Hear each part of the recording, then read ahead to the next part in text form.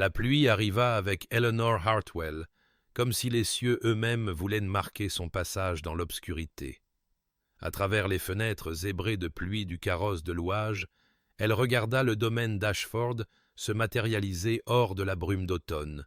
telle une apparition issue d'un rêve mélancolique, tout de pierres grises et de tours couvertes de lierre, ses cheminées disparaissant dans des nuages bas qui semblaient peser sur la campagne du Derbyshire du poids des siècles. Elle avait 26 ans, instruite au-delà de sa condition et appauvrie en deçà de son rang, et elle était venue en ce lieu avec pour tout bagage un coffre cabossé, une cape de voyage usée qui avait appartenu à sa mère, et la résignation tranquille de celle qui a appris que l'espoir est un luxe qu'elle ne peut plus se permettre. Les roues s'enfonçaient dans les ornières boueuses, chaque tour la rapprochant d'une vie qu'elle comprenait avec une clarté douloureuse. Elle serait invisible ici, une ombre se déplaçant dans des pièces dorées, ses pensées tues, sa présence remarquée seulement par son absence. 5 ans, peut-être plus, s'étendaient devant elle comme un couloir sans fin de jours identiques. Lire à haute voix à des femmes qui ne la verraient jamais vraiment, gérer la correspondance de dames qui oublieraient son nom à l'instant même de son départ, exister dans ce purgatoire particulier réservé aux dames sans fortune, trop raffinées pour la servitude, mais trop pauvres pour la société. La voiture s'arrêta dans une embardée devant la grande entrée, et Éléanor serra plus fort son châle élimé autour de ses épaules, non contre le froid, mais contre l'avenir. Elle avait été mademoiselle Hartwell autrefois, fille d'un érudit respecté, élevée parmi les livres et la musique et la certitude d'un mariage convenable. Mais la mort de son père avait révélé des dettes au lieu d'un héritage, et ses lointains cousins avaient offert de la pitié, mais pas de foyer.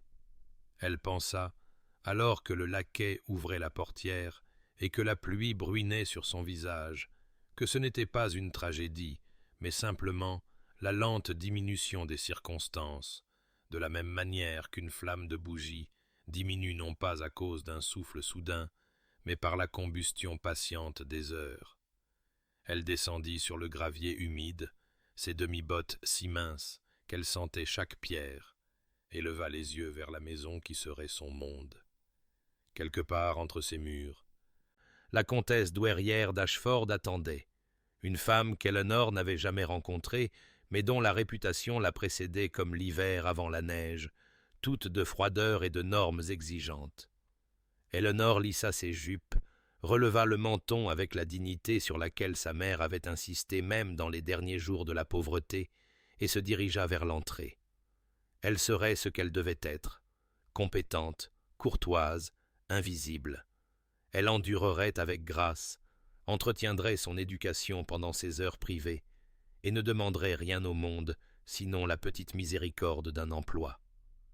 La porte s'ouvrit devant elle, et Eleanor Hartwell franchit le seuil pour entrer dans l'automne de son obscurité, portant en elle tous les rêves tus qu'elle s'était apprise à oublier. Mais avant que le destin de nos amoureux ne soit révélé, abonnez-vous pour ne manquer aucun chapitre de romance et de scandale. Et dites-nous dans les commentaires d'où nous regardez-vous. Maintenant, commençons. La comtesse douairière d'Ashford reçut Éléanor dans le salon du matin, une chambre si parfaitement agencée que même la lumière du feu semblait disposée pour un effet maximal, et la femme elle-même, grande, anguleuse, vêtue d'un noir absolu, malgré 3 ans de veuvage, examina sa nouvelle dame de compagnie avec l'évaluation détachée que l'on pourrait porter à un meuble dont on envisage l'achat. « Vous venez avec des références adéquates, » dit la comtesse, sa voix portant cette netteté particulière de celle habituée à une obéissance immédiate. « Et l'on me dit que vous lisez le français et l'italien, en plus de l'anglais. Vous vous présenterez à moi chaque matin à 9 heures pour gérer ma correspondance. Vous lirez à haute voix l'après-midi. Je ne supporte pas les romans, seulement l'histoire et les sermons. Et vous m'accompagnerez lors de mes visites lorsque je nécessiterai une présence sensée. Vous prendrez vos repas dans votre chambre, Vous n'engagerez pas de conversation futile avec les autres domestiques, et vous vous souviendrez que la discrétion est la plus haute vertu à votre poste. Elanor se tenait les mains jointes, le dos droit, et murmura qu'elle comprenait, sentant la construction familière de sa nouvelle réalité s'installer autour d'elle comme un corset trop serré. Elle avait su qu'il en serait ainsi, s'était préparée à cette espèce exacte de tyrannie bienveillante, et pourtant quelque chose en elle tressaillit au dédain désinvolte dans le ton de la comtesse, à la supposition que l'éducation d'Éléanore n'était qu'un outil pour la commodité d'une autre. Sa chambre, quand la gouvernante la lui montra enfin, était nichée sous les combles au 3e étage, un espace si petit que sa malle occupait près de la moitié de la surface disponible, avec un lit étroit, une table de toilette, une seule chaise, et une fenêtre qui donnait sur la cour des écuries, plutôt que sur les magnifiques jardins qu'elle avait aperçus de la voiture. Elle déballa ces quelques biens avec une précision minutieuse. 3 robes dans divers états de respectabilité, la Bible de sa mère, à la reliure de cuir craquelé, le volume de Wordsworth que son père lui avait offert pour son 16e anniversaire, le portrait miniature de ses parents qui était son seul héritage de valeur au-delà de la mémoire.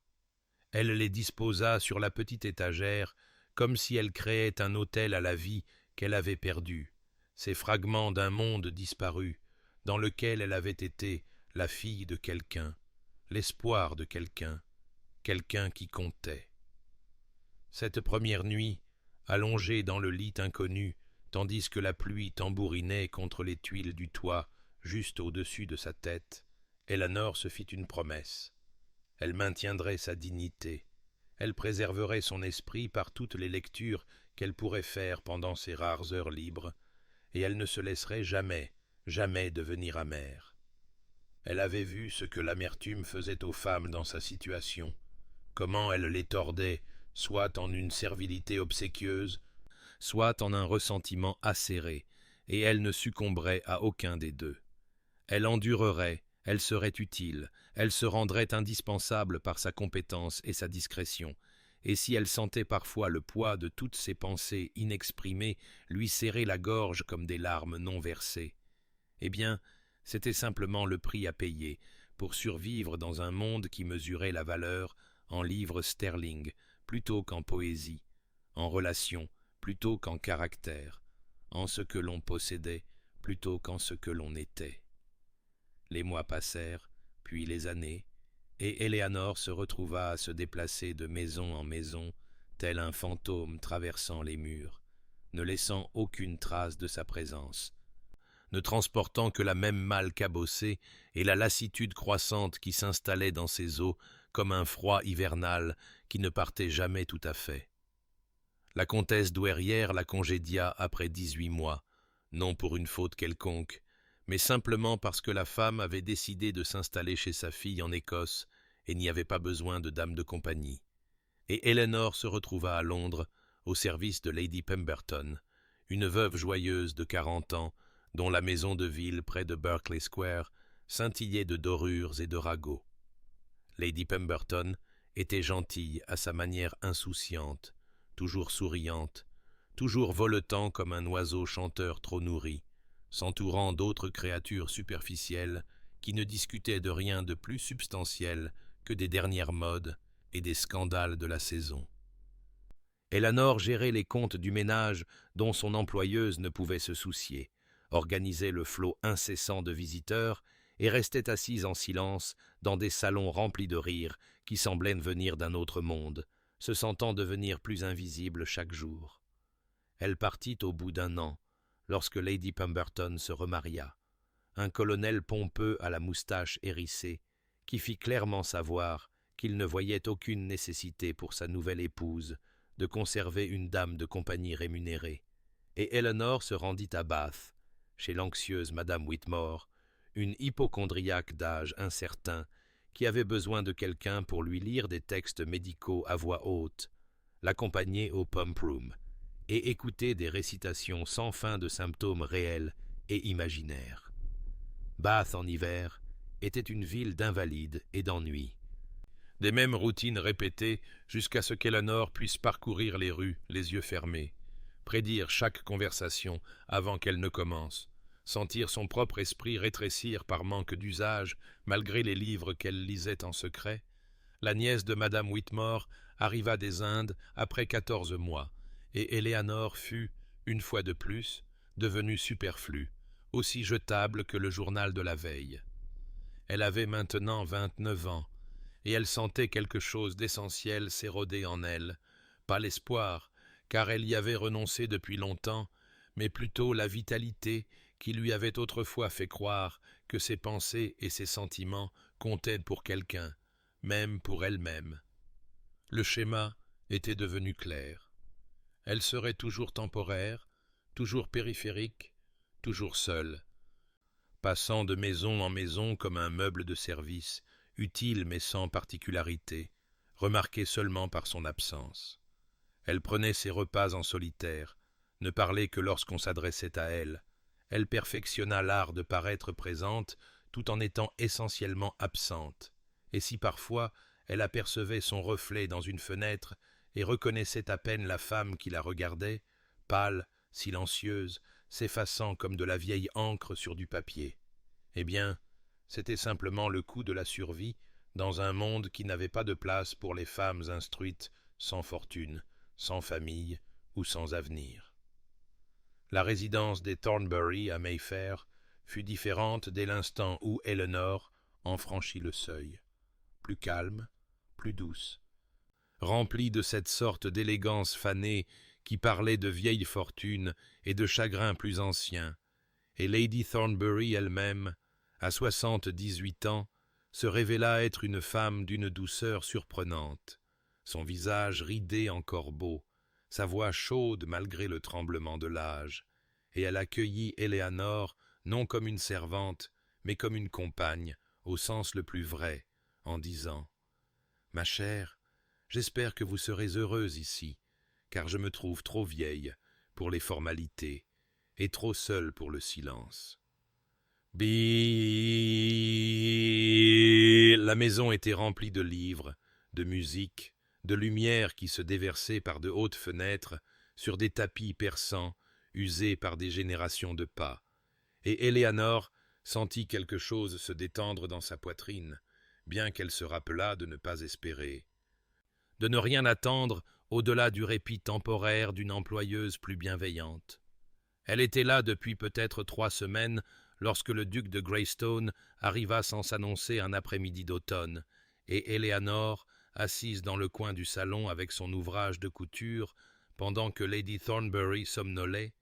leva les yeux au son de sa voix dans le couloir et sentit son souffle se couper à sa vue. Grand, les cheveux sombres, peut-être 34 ans, vêtu de noir, avec seulement la plus petite concession à des bijoux de deuil, son visage austère et distant comme un paysage d'hiver, beau de la manière dont les choses brisées le sont parfois lorsqu'elles ont été soigneusement recollées, mais jamais tout à fait entières à nouveau. Lady Thornbury se réveilla et l'embrassa avec une affection évidente, l'appelant « mon cher Grayson », et il se pencha pour embrasser sa joue avec une tendresse qui semblait en contradiction avec la sévérité de son expression, et Eleanor détourna le regard, retournant à son ouvrage, se rendant invisible comme elle avait appris à le faire, n'attendant aucune présentation, aucune reconnaissance de sa présence. Mais plus tard, quand Lady Thornbury fut partie se reposer et qu'Eleanor était assise seule dans la bibliothèque, tentant de déchiffrer l'enfer de Dante dans l'italien original, un livre qu'elle avait trouvé sur les étagères et emprunté sans permission, une petite rébellion qu'elle s'autorisait, elle entendit la porte s'ouvrir et leva les yeux pour trouver le duc debout là, ses yeux sombres posés sur le volume dans ses mains, avec une reconnaissance indubitable. « Vous lisez Dante, dit-il. » Et ce n'était pas tout à fait une question, sa voix basse et légèrement rauque comme par manque d'usage, et Eleanor sentit la chaleur monter à ses joues alors qu'elle se levait, serrant le livre, prête à s'excuser pour la présomption d'avoir touché aux affaires de sa tante, mais il continua avant qu'elle ne puisse parler. En italien, semble-t-il. La traduction de Longfellow est adéquate, mais rien ne se compare à la musique originale du vers. Elle le fixa, incertaine de la manière de répondre, consciente que c'était la plus longue conversation qu'elle ait eue avec un gentleman de son rang en 5 ans, consciente aussi de quelque chose dans son regard qui n'était ni condescendance ni curiosité oisive, mais plutôt une sorte de faim, comme s'il avait été affamé de quelqu'un qui comprenait ce qu'il disait. Et elle se surprit à répondre honnêtement, sans calcul. « Je trouve la musique inséparable du sens. La traduction perd toujours quelque chose d'essentiel, comme essayer d'expliquer la couleur du ciel à quelqu'un qui ne l'a jamais vue. » Et pour un bref instant, quelque chose changea sur son visage austère, une fissure dans la glace, et il faillit sourire avant d'hocher la tête une fois et de la laisser seule avec son livre, et la sensation étrange et troublante d'avoir été véritablement vue pour la première fois depuis plus longtemps qu'elle ne pouvait s'en souvenir. Le duc commença à apparaître à la résidence de sa tante avec une fréquence qui semblait, à l'œil soigneusement observateur d'Éléanore, inhabituelle pour un homme de son rang et de ses responsabilités, lui qui avait sûrement des domaines à gérer, des devoirs parlementaires à accomplir, un vaste monde de privilèges et de pouvoirs qui aurait dû le tenir éloigné d'un salon de Mayfair où une femme âgée prenait son thé et une dame de compagnie rémunérée était assise en silence dans les coins. Au début, Éléanore se dit que cela ne signifiait rien, que sa présence accrue n'était que l'inquiétude naturelle d'un neveu pour une parente vieillissante, mais elle ne pouvait s'empêcher de remarquer la façon dont ses yeux sombres la trouvaient à travers une pièce, non avec l'intérêt lascif qu'elle avait appris à reconnaître et à détourner au cours de ses années de service, mais avec quelque chose de tout à fait différent, une curiosité peut-être, ou une question qu'il n'avait pas encore appris à poser. Il arrivait pour le thé de l'après-midi, et parvenait d'une manière ou d'une autre à s'asseoir là où il pouvait l'observer sans que cela ne soit évident. Et une fois, lorsque Lady Thornbury demanda l'avis d'Elinor sur une œuvre de charité proposée pour l'éducation des filles pauvres, Elinor offrit ses pensées avec une modération prudente, arguant que l'éducation n'était pas de la charité, mais un investissement, que la connaissance ne pouvait être désapprise, et représentait donc le seul véritable chemin de la pauvreté à l'indépendance, et elle sentit le poids de l'attention du duc comme un contact physique, vit la légère inclinaison de sa tête, qui aurait pu être un accord ou simplement une reconnaissance. Un autre jour, il la trouva dans le salon du matin, en train d'écrire des lettres pour Lady Thornbury, et s'arrêta pour lui demander ce qu'elle lisait, car il y avait toujours un livre à proximité, ses compagnons constants, à travers des années de solitude, et quand elle lui montra le volume de poésie de Wordsworth, il cita plusieurs vers de mémoire, puis demanda si elle préférait les romantiques aux modernes, et ils parlèrent pendant peut-être 10 minutes de poésie et des consolations de la beauté dans un monde qui en semblait souvent dépourvu, et Éléanore sentit quelque chose de dangereux se déployer dans sa poitrine, une chaleur qu'elle ne s'était pas permise depuis si longtemps qu'elle en avait oublié le nom. Il commença à rester pour le thé, alors qu'auparavant, il serait parti après une brève visite. Et il lui demandait son avis sur des sujets à la fois futiles et substantiels, si elle pensait que le nouvel éclairage au gaz rendait la lecture plus facile ou simplement différente, ce qu'elle pensait de l'expansion des chemins de fer et de ses effets sur la campagne, si elle avait des réflexions sur la famine irlandaise et la réponse inadéquate du gouvernement. Et toujours il écoutait, comme si ses réponses comptaient, comme si elle n'était pas simplement une dame de compagnie rémunérée, mais une personne dont l'esprit et le jugement avaient de la valeur. Elinor restait sur ses gardes, ses réponses polies mais mesurées, car elle avait appris par une amère expérience que la gentillesse des classes privilégiées était souvent désinvolte, irréfléchie, offerte sans conscience de la façon dont elle pourrait être reçue par ceux qui en avaient si peu, et elle ne confondrait pas la courtoisie avec un intérêt véritable, ne se permettrait pas d'imaginer qu'un duc puisse voir en elle autre chose qu'une diversion temporaire, une femme instruite dont la conversation offrait un bref répit à l'ennui. Elle ne supposait rien, attendait encore moins, et pourtant se surprenait à guetter ses pas dans le couloir, sentait son cœur battre plus vite quand il entrait dans une pièce, se surprenait à prendre plus de soin de son apparence les jours où elle savait qu'il pourrait venir, et se détestait pour cette faiblesse, même si elle ne pouvait pas la supprimer entièrement. Cette petite rébellion de l'espoir contre la discipline de fer, de l'autoprotection qu'elle avait cultivée comme une armure contre un monde qui n'avait jamais été bienveillant. L'hiver arriva avec une autorité silencieuse, transformant Londres en une étude de gris et de blanc, le givre gravant de délicats motifs sur les vitres, et la bibliothèque de la résidence Thornbury devint un sanctuaire contre le froid, une pièce aux rideaux bordeaux profonds et aux volumes reliés de cuir, où la lumière du feu projetait des ombres dansantes sur des étagères en chêne qui atteignaient de hauts plafonds. Et c'est là qu'Éléanore et le duc commencèrent à se retrouver avec une fréquence qui semblait dépasser la coïncidence, sans jamais tout à fait franchir la ligne de l'arrangement délibéré. Elle s'y retirait en fin d'après-midi.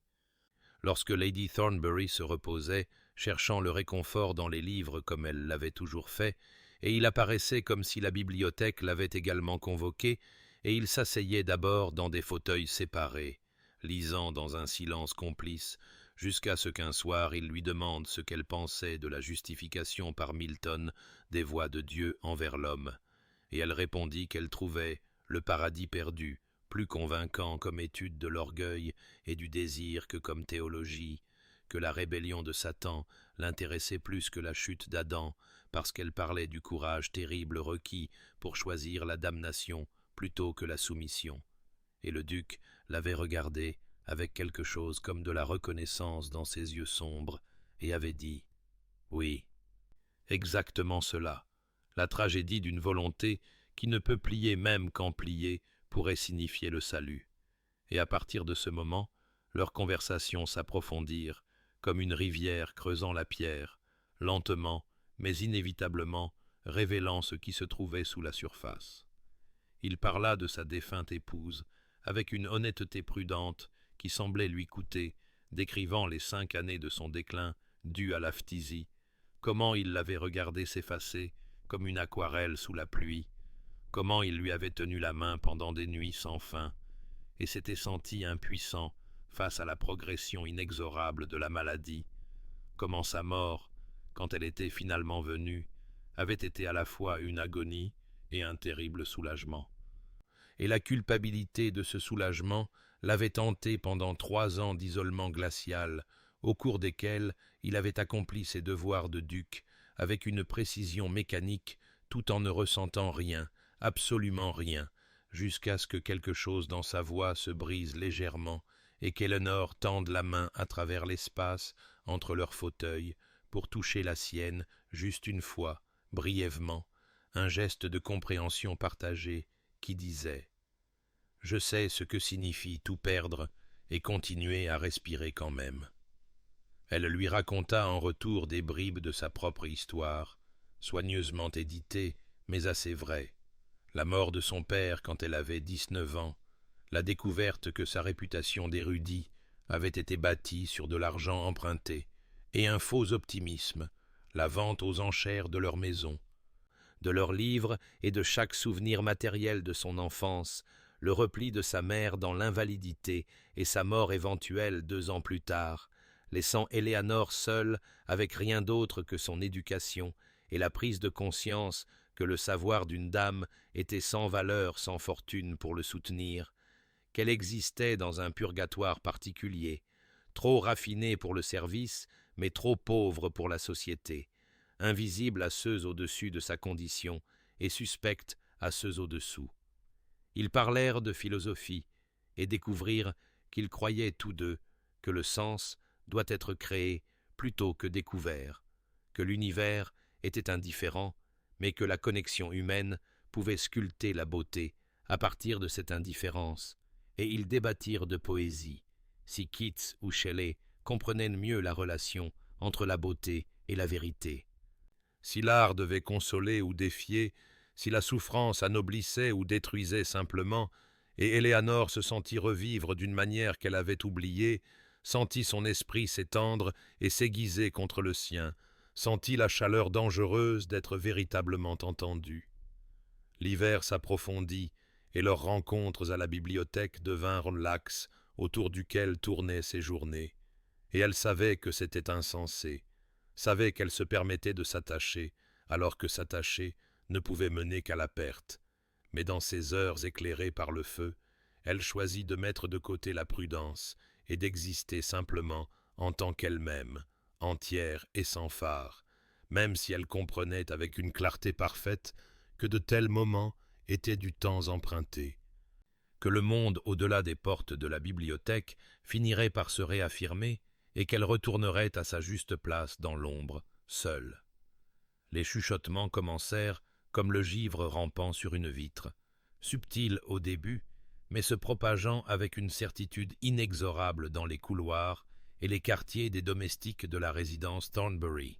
et Elinor en prit conscience de la même manière que l'on prend conscience d'un changement de température, un léger frisson là où il y avait eu de la chaleur. Madame Hendricks, la femme de chambre de Lady Thornbury depuis 30 ans, commença à offrir à Elinor des sourires pincés qui ne contenaient aucune chaleur, ses yeux vifs de jugement et de quelque chose qui aurait pu être de la satisfaction de voir quelqu'un rabaissé, et un après-midi, alors qu'Elinor passait devant le salon du matin, elle entendit Madame Hendricks parler à la gouvernante sur un ton destiné à être entendu. « C'est inconvenant, voilà ce que c'est. Sa grâce passant tant de temps ici, et demandant toujours après elle, comme si une dame de compagnie rémunérée devait présenter un quelconque intérêt pour un duc, mais certaines femmes savent comment se rendre intéressantes, si vous voyez ce que je veux dire. » Elinor sentit les mots comme une gifle, la honte familière qui accompagnait le fait d'être mal comprise, mal jugée, réduite aux plus anciennes et cruelles suppositions sur les femmes, sans protection ni position. Et elle continua son chemin, le dos droit et le visage impassible, car elle avait appris depuis longtemps que montrer sa douleur ne faisait qu'encourager la cruauté, que la dignité était la seule armure disponible pour celles qui n'avaient rien d'autre. Les autres domestiques commencèrent aussi à la traiter différemment. Le laquais, qui avait toujours été poli, évitait maintenant son regard. La cuisinière, qui avait parfois fait monter un supplément de thé, n'en voyait plus que ce qui était strictement nécessaire. Et Eleanor se retrouva une fois de plus à habiter ce no man's land particulier qu'elle avait occupé dans chaque maison où elle avait servi, trop instruite et raffinée pour être à l'aise à l'office où il y avait au moins de la compagnie entre égaux, trop pauvre et employée pour être acceptée à l'étage où elle aurait pu trouver une société parmi ceux qui partageaient son savoir. Elle existait dans les ombres entre les mondes, n'appartenant nulle part, n'étant la bienvenue nulle part. Et l'attention continue du duc, qu'elle avait commencé à chérir malgré son bon jugement, ressemblait maintenant à une malédiction qui l'illuminait plutôt qu'à une bonté, la rendant visible de manière à n'attirer que l'examen et la censure. Le duc lui-même semblait totalement inconscient du scandale que ces visites créaient, ou peut-être, pensa amèrement Éléanore, ne s'en souciait-il tout simplement pas, parce que les hommes de son rang pouvaient se permettre de ne pas s'en soucier, pouvaient dispenser bonté ou attention à leur guise, sans subir les conséquences qui détruiraient une femme dans sa position. Il pouvait s'en aller indemne, tandis qu'elle serait marquée à jamais comme quelqu'un qui avait eu des prétentions au-dessus de sa condition, qui avait encouragé un intérêt inapproprié, qui n'avait pas réussi à maintenir les limites convenables. Elle commença à éviter la bibliothèque aux heures où il pourrait apparaître, prenant son thé dans sa chambre plutôt que dans le salon, acceptant chaque course qui la mènerait hors de la maison et loin de la possibilité d'une rencontre, et elle se détestait pour cette retraite, même si elle en comprenait la nécessité, détestait le monde qui transformait une simple conversation entre deux personnes seules en quelque chose de sordide et de suspect, détestait par-dessus tout la petite partie de son cœur qui espérait encore qu'il remarquerait son absence et se demanderait pourquoi elle s'était retirée, qui souhaitait encore malgré tout qu'elle puisse compter pour quelqu'un, qu'elle puisse être vue comme autre chose qu'une commodité temporaire ou une mise en garde. Le paquet arriva un matin de février, alors que le grésil frappait contre les fenêtres comme des doigts impatients, et qu'Eleanor aidait Lady Thornbury à trier sa correspondance dans le salon du matin, et lorsque le majordome le présenta sur un plateau d'argent avec une petite carte portant les armoiries du duc, Eleanor sentit son cœur se serrer d'un mélange d'effroi et de désir, car elle savait, avant même de l'ouvrir, que ce qu'il contenait exigerait une réponse qu'elle n'était pas prête à donner. Lady Thornbury lui fit signe de l'ouvrir avec un sourire encourageant qui suggérait qu'elle en savait plus, qu'elle ne le laissait paraître, et les doigts d'Eleanor tremblèrent légèrement tandis qu'elle rompait le seau et déballait le papier brun pour révéler un livre relié de cuir vert foncé avec des lettres dorées, et quand elle vit le titre, son souffle se coupa, car c'était une première édition des Sonnettes du Portugais d'Elizabeth Barrett Browning, publiée seulement 3 ans auparavant et déjà considérée comme un chef-d'œuvre de la poésie romantique, le genre de volume qui appartenait aux bibliothèques de collectionneurs plutôt qu'aux mains de dames de compagnie rémunérées qui ne possédaient rien de valeur et n'avaient aucun droit à de tels trésors. La carte était brève, écrite de la main précise du duc. Vous avez mentionné une fois que vous trouviez le sonnet 43 comme étant l'expression la plus juste de l'amour que vous ayez rencontré dans la poésie moderne. J'ai pensé que vous devriez avoir votre propre exemplaire, plutôt que d'emprunter celui des étagères de ma tante, Greystone. Et Eleanor sentit les larmes lui piquer les yeux, car le cadeau était impossible de toutes les manières imaginables, bien trop intime et personnel pour être accepté d'un homme pour qui elle n'était que l'employé de sa tante, bien trop précieux pour quelqu'un dans sa position à posséder, sans inviter exactement le genre de spéculation qui empoisonnait déjà l'atmosphère de la maison,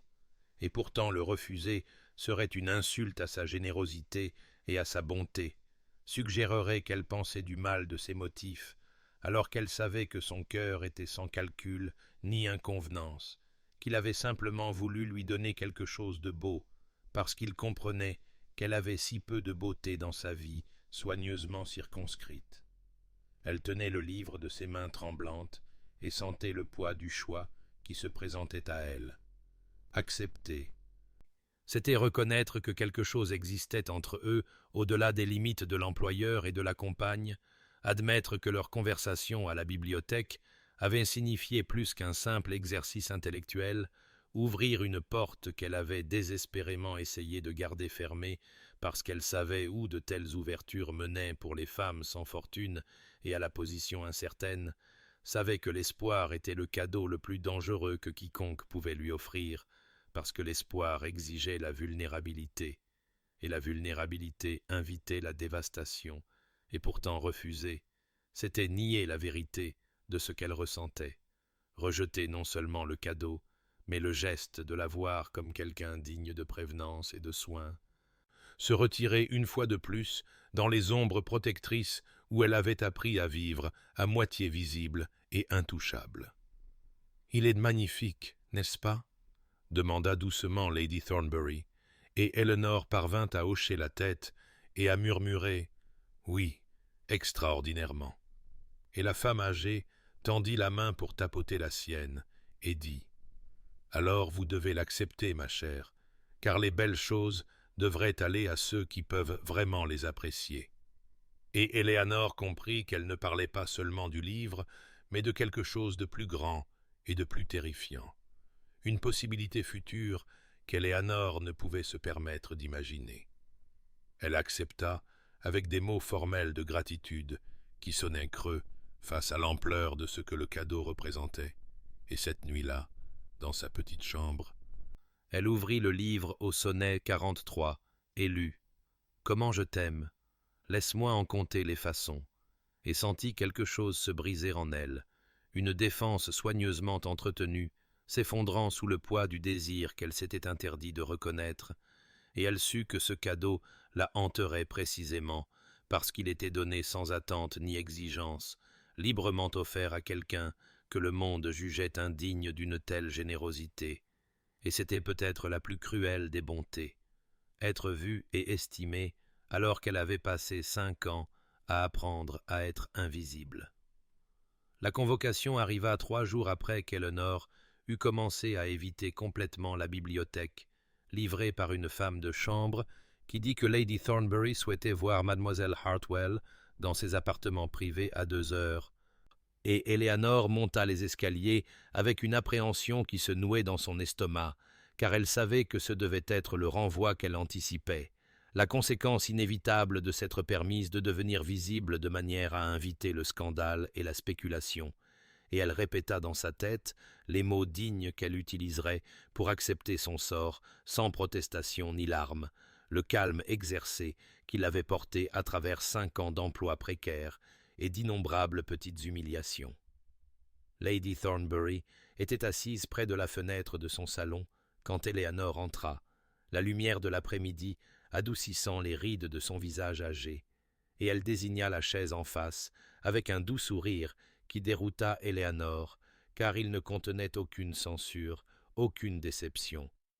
Seulement une sorte de tristesse savante qui suggérait que la conversation à venir ne suivrait pas le scénario qu'Eleanor avait préparé. « Asseyez-vous avec moi, mon enfant, » dit la vieille femme, et Eleanor obéit, joignant les mains sur ses genoux et attendant que le jugement tombe, mais au lieu de cela, Lady Thornbury tendit la main et prit l'une des mains d'Eleanor dans sa propre prise parcheminée et dit « Mon neveu n'a pas souri depuis 3 ans, pas depuis que Catherine est morte, après cette terrible maladie qui l'a emporté si lentement que nous l'avons tous regardé s'éteindre, impuissant, et il est devenu un fantôme lui-même, accomplissant les gestes de la vie sans aucune lumière derrière ses yeux, et j'avais désespéré de le voir un jour reprendre goût à quoi que ce soit jusqu'à ce que vous veniez dans cette maison. Et maintenant il sourit quand il parle d'un livre que vous avez recommandé ou d'une observation que vous avez faite, et il y a de nouveau de la vie sur son visage, de l'espoir, et vous avez peur de cela, n'est-ce pas ?»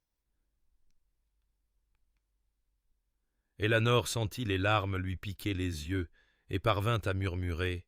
« Madame, la maisonnée parle, on dit des choses qui suggèrent de l'inconvenance là où il n'y en a aucune, et je ne peux pas me permettre de telles rumeurs. Je n'ai rien ni personne, et ma réputation est tout ce que je possède. » Mais Lady Thornbury secoua la tête et répondit « Vous pensez avoir peur de l'inconvenance, ma chère enfant, mais ce n'est pas ce qui vous effraie vraiment. Vous avez peur de l'espoir lui-même, peur d'être vu et estimé, parce que vous avez passé tant d'années à apprendre à être invisible, à ne rien vouloir, à ne rien attendre. Et la possibilité que quelqu'un puisse sincèrement se soucier de vous, que vous puissiez compter pour une autre âme, vous terrifie plus que n'importe quel commérage ne le pourrait jamais, parce que l'espoir exige la vulnérabilité, et la vulnérabilité signifie que vous pourriez être blessé, pourriez être déçu, pourriez découvrir que vous aviez tort de vous laisser croire que vous méritiez le bonheur. » Les mots frappèrent Éléanore comme des pierres jetées sur du verre, fissurant des défenses qu'elle ne savait même pas qu'elle maintenait, et elle se surprit à pleurer silencieusement, tandis que Lady Thornbury lui tenait la main et la caressait avec une infinie douceur. Et la femme âgée continua « Je ne sais pas ce qu'il adviendra de ce lien entre vous et mon neveu. S'il mènera là où votre cœur pourrait le souhaiter, ou si les circonstances se révéleront trop difficiles à surmonter, mais je sais que se retirer dans l'ombre parce que vous avez peur de vous tenir dans la lumière est une sorte de mort, une lente extinction de soi, et vous méritez mieux que cela, Éléanore.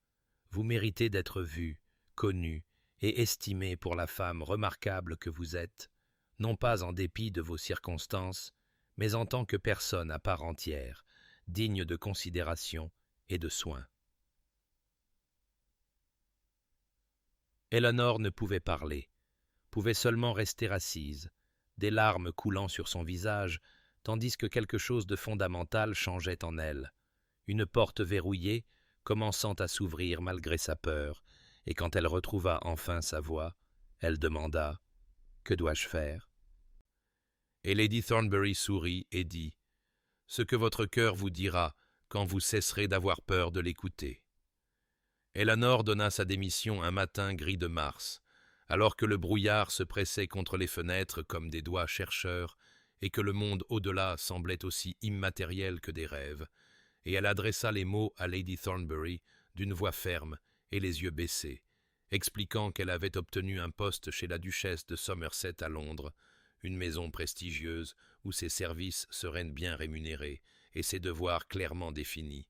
Et bien que ces faits fussent vrais, ils étaient aussi de prudents mensonges, car la vérité était qu'elle fuyait la terrible possibilité que les paroles de Lady Thornbury avaient éveillée dans son cœur. Fuyait l'espoir qui avait commencé à croître malgré tous ses efforts pour le déraciner, fuyait la tension insupportable d'exister dans la même maison que le duc de Greystone, sachant que chaque conversation la plongeait plus profondément dans un désir qu'elle ne pouvait se permettre et n'osait reconnaître. Lady Thornbury accepta la démission avec une triste résignation dans les yeux, comme si elle comprenait exactement ce qu'Eleanor faisait et pourquoi, mais elle dit seulement « Vous me manquerez, ma chère, et je vous souhaite tout le bonheur possible dans votre nouveau poste. » Et Eleanor sentit le poids de cette douce déception comme des pierres dans ses poches, la tirant vers le bas, alors même qu'elle se disait qu'elle faisait le choix sensé, le choix sûr, le seul choix possible pour une femme sans fortune qui avait appris par une amère expérience que tendre vers des choses au-delà de sa condition ne menait qu'à l'humiliation et à la perte. Le duc était absent lorsqu'elle fit son annonce, parti dans son domaine de campagne pour affaires, et Eleanor se dit que c'était une miséricorde, car elle n'aurait pas à voir son visage, ni à entendre les mots prudents et courtois qu'il pourrait offrir en réponse à son départ, n'aurait pas à voir s'il ressentait du soulagement, de l'indifférence ou quelque chose de plus compliqué qu'elle n'osait nommer. Et elle passa les jours suivants à emballer ses quelques biens avec une efficacité mécanique, tandis que la maisonnée chuchotait autour d'elle et que la femme de chambre faisait des commentaires acerbes sur les dames de compagnie, qui devenaient trop audacieuses dans leur présomption et en payaient le prix. Il revint 3 jours avant son départ prévu, et Eleanor sut le moment où sa voiture arriva, car elle entendit l'agitation dans le hall d'entrée et sentit son cœur se mettre à battre la chamade d'anticipation et d'effroi. Mais il ne la chercha pas ce jour-là ni le lendemain, et elle se déplaça dans la maison comme un fantôme, espérant et craignant à la fois qu'il exige une explication, qu'il demande pourquoi elle partait, qu'il lui donne une raison de reconsidérer cette fuite vers la sécurité et la solitude. Lors de sa dernière soirée, Lady Thornbury organisa un petit dîner auquel le duc assista, et de l'autre côté de la table, Eleanor sentit son regard sur elle à plusieurs reprises,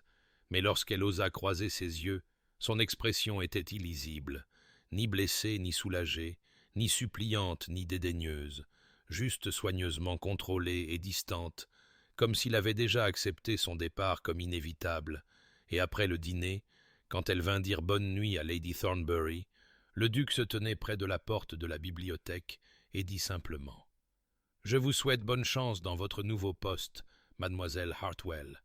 Et elle répondit « Merci, votre grâce. » Et ce fut tout. Pas de grands discours ni de révélations dramatiques, juste des courtoisies formelles échangées entre 2 personnes qui avaient autrefois parlé de poésie,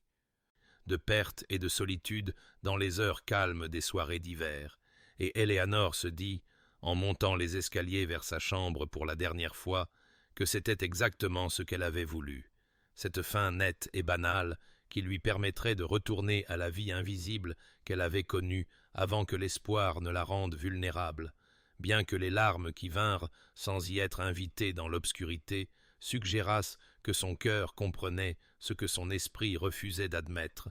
qu'elle ne fuyait pas vers la sécurité, mais loin de la chose la plus dangereuse et la plus précieuse qu'on lui ait jamais offerte, la possibilité d'être véritablement vue et sincèrement estimée par une autre âme. Les mois passèrent dans la maison de ville londonienne de la duchesse de Somerset comme de l'eau coulant sur des pierres, chaque jour érodant une autre petite partie d'Elinor, jusqu'à ce qu'elle se regarde parfois dans le miroir et reconnaisse à peine la femme aux yeux cernés qui la regardait en retour,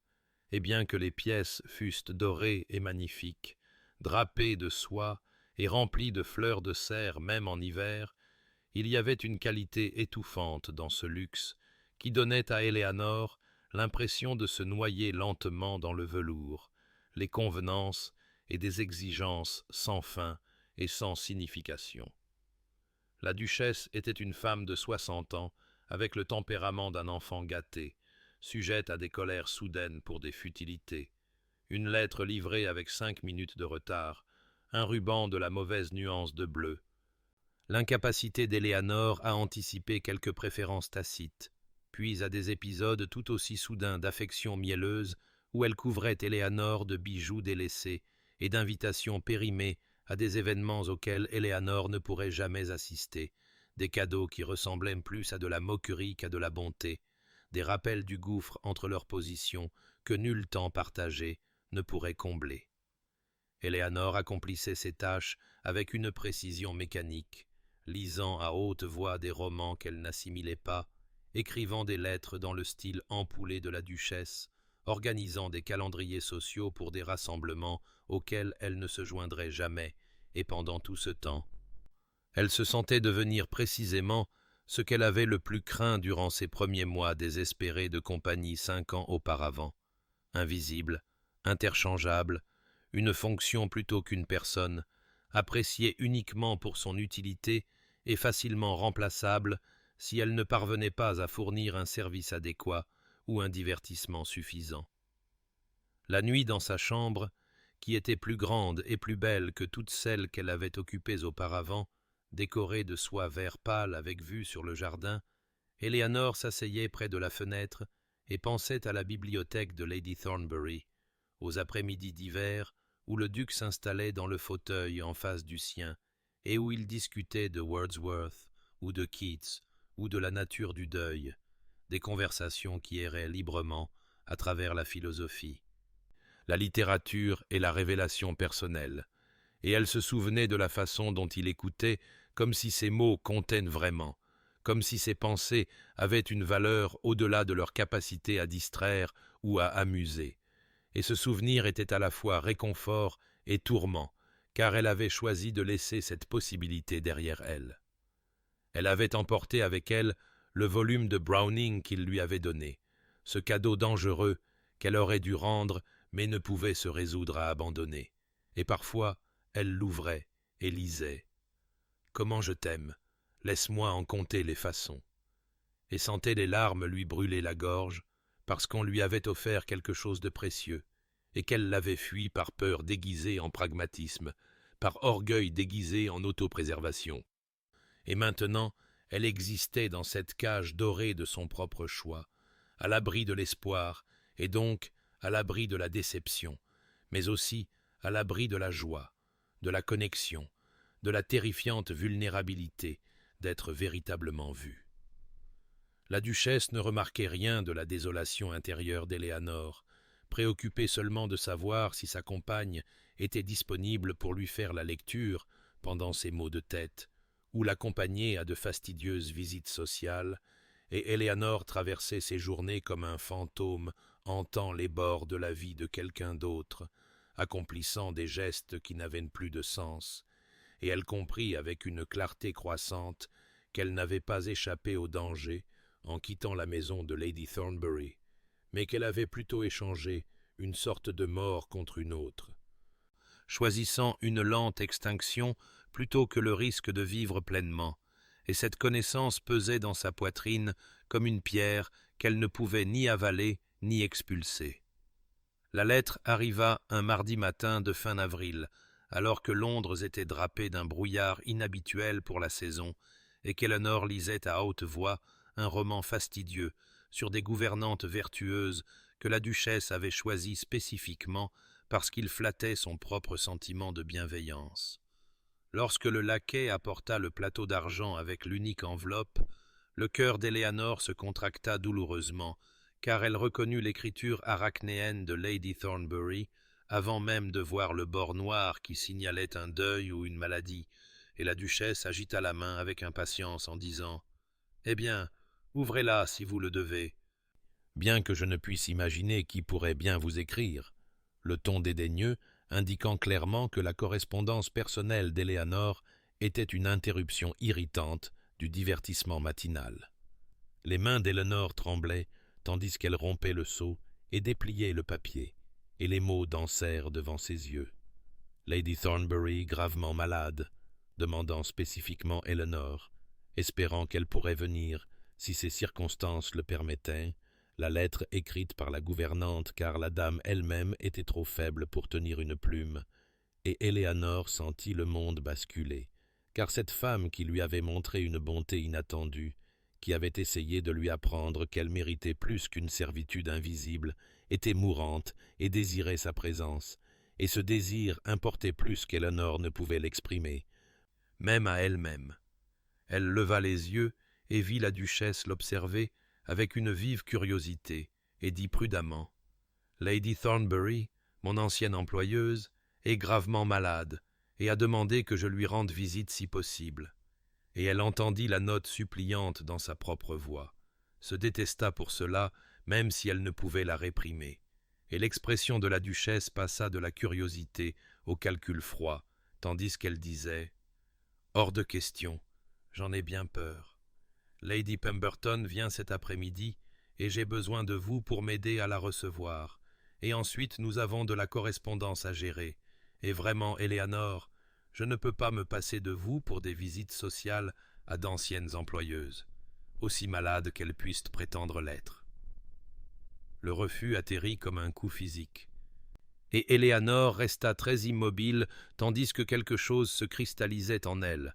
un noyau d'elle-même qui s'était lentement reformé durant ces mois creux de captivité dorée, et elle s'entendit dire avec une clarté qui les surprit toutes les deux. « Alors je dois présenter ma démission, votre grâce, avec effet immédiat. » Et le visage de la duchesse s'empourpra d'indignation, tandis qu'elle balbutiait à propos de contrats et d'obligations, et de l'impossibilité de trouver une remplaçante sans préavis. Mais Éléanore était déjà debout, se dirigeant déjà vers la porte, choisissant déjà pour la première fois en 5 ans d'honorer ce qu'elle voulait plutôt que ce qui était attendu, sûr ou sensé. La duchesse cria derrière elle qu'elle ne fournirait aucune référence, qu'Éléanore ne trouverait jamais un autre poste, qu'elle jetait son avenir par sentimentalisme déplacé, et tout cela était certainement vrai, chaque mot un clou dans le cercueil des perspectives d'Éléanore. Mais elle monta les escaliers jusqu'à sa chambre et commença à faire sa malle quand même, les mains maintenant fermes et résolues, parce que Lady Thornbury était mourante et l'avait demandé, et cela importait plus que la sécurité, la réputation ou la préservation prudente d'une vie qui était déjà devenue une sorte de mort. Tandis qu'elle pliait ses quelques robes et enveloppait ses livres dans du papier brun, Éléanore sentit quelque chose se déployer dans sa poitrine qui aurait pu être de la terreur ou les premières pousses tremblantes de la liberté, la reconnaissance qu'elle était capable de choisir la connexion plutôt que la sécurité, de tout risquer pour quelque chose qui ne pouvait se mesurer en salaire, en référence ou en statut social, et l'après-midi même, elle était dans une voiture de louage en route vers le nord, vers la maison de Lady Thornbury, vers les conséquences inconnues de cet acte téméraire d'amour et de loyauté, vers la possibilité d'arriver trop tard, ou que sa présence ne signifie rien, ou que cette décision la laisse totalement démunie, mais aussi vers la certitude qu'elle ne pourrait pas vivre avec elle-même si elle choisissait le confort plutôt que la compassion, le devoir plutôt que la dévotion. Et pour la première fois, depuis qu'elle avait fui le regard silencieux du duc et la douce sagesse de Lady Thornbury, Éléanore se sentit pleinement, terriblement, magnifiquement vivante. Eleanor arriva à la maison de Lady Thornbury alors que le crépuscule s'installait sur les jardins comme une bénédiction, le ciel strié de violet et d'or, et le majordome qui ouvrit la porte la reconnut immédiatement, son calme professionnel se fissurant juste assez pour révéler son soulagement, en disant « Mademoiselle Hartwell, Dieu merci vous êtes venue, sa seigneurie vous réclamait. » Et il la conduisit, non pas au salon familier, mais par le grand escalier, jusqu'aux appartements familiaux, à travers des couloirs qu'Eleanor n'avait jamais parcourus, car les dames de compagnie ne s'aventuraient pas dans des espaces aussi intimes. Quand il ouvrit la porte de la chambre de Lady Thornbury, Eleanor vit d'abord l'immense lit à baldaquin où la vieille femme reposait, appuyée contre des oreillers, paraissant incroyablement petite et frêle. Puis elle vit le duc, assis sur une chaise près du chevet, ses cheveux sombres en désordre, son visage creusé par l'épuisement et une veille sans sommeil, et leurs regards se croisèrent à travers la pièce avec une secousse de reconnaissance qui contenait tout ce qu'ils avaient laissé non dit lors du départ abrupt d'Eleanor des mois auparavant. Les yeux de Lady Thornbury s'ouvrirent au bruit de la porte, et quand elle vit Eleanor, un sourire transforma ses traits émaciés, tandis qu'elle murmurait « Vous êtes venu, mon enfant, je craignais que vous ne le fassiez pas. » Et Eleanor traversa la pièce jusqu'au lit et prit la main de la vieille femme, qui semblait légère comme du papier et froide malgré le feu qui brûlait dans l'âtre, et elle dit, les larmes aux yeux « Bien sûr que je suis venue. Madame, comment aurais-je pu faire autrement quand vous m'avez demandé ?» Et Lady Thornbury serra ses doigts avec une force surprenante et dit « Parce que vous êtes sensé et que je suis mourante, et qu'il n'y a aucune raison pratique pour vous de risquer votre position. » Mais ses yeux étaient chaleureux de la compréhension qu'Eleanor avait choisi la connexion plutôt que le pragmatisme, avait finalement choisi avec son cœur plutôt qu'avec ses peurs. Le duc se leva et offrit sa chaise à Eleanor, et lorsque leurs mains se frôlèrent lors de l'échange, Eleanor ressentit la même conscience électrique qui l'avait effrayée et poussée à la fuite. Mais maintenant, elle semblait moins dangereuse que précieuse, cette capacité qu'ils avaient de s'affecter si profondément, et il dit doucement « Je vais faire apporter une autre chaise. » Mais Lady Thornbury secoua la tête et dit « Restez, tous les deux, je vous veux près de moi. » Et ainsi, ils s'arrangèrent de chaque côté de son lit et commencèrent l'ancien rituel de la veillée, l'attente qui est à la fois donne et fardeau, l'accompagnement d'une âme vers son seuil final. Les heures passèrent dans une étrange suspension, parfois remplie de conversations chuchotées, quand Lady Thornbury en avait la force, parfois lourde de silence rompu seulement par le crépitement du feu et la respiration laborieuse de la vieille femme. Et dans ces espaces calmes, Eleanor et le duc se parlèrent avec une nouvelle honnêteté, leur voix basse, pour ne pas déranger leur patiente. Il lui dit que la maladie de sa tante était venue soudainement, qu'il était là depuis une semaine à la regarder s'éteindre.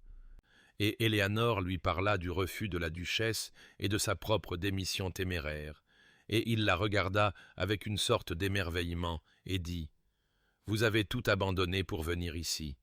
Et elle répondit simplement « Pas tout. J'ai acquis la connaissance que je pouvais encore choisir l'amour plutôt que la sécurité. »